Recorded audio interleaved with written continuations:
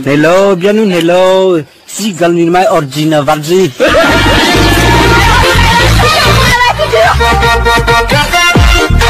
Oh, bay kasir lak lolo tuka kala har daw ni kha.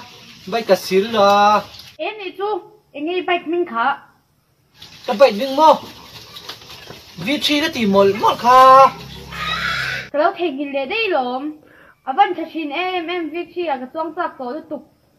Nang I chuang lawin tung e chuang ang. Pui zong zong o apui ber mai. Asan jo school pukal na nuam ka ti na em tu playground na play ni chu hi nia.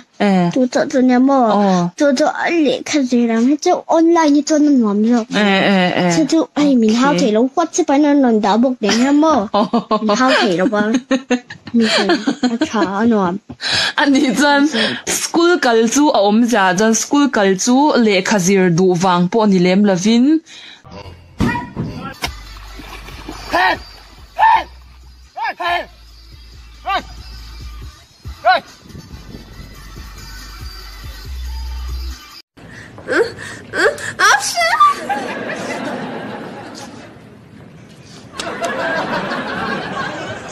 Çok yaşa.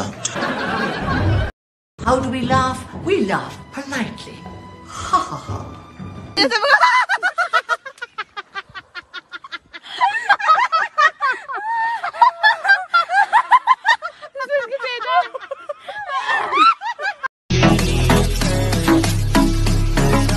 Absolument, et la question ça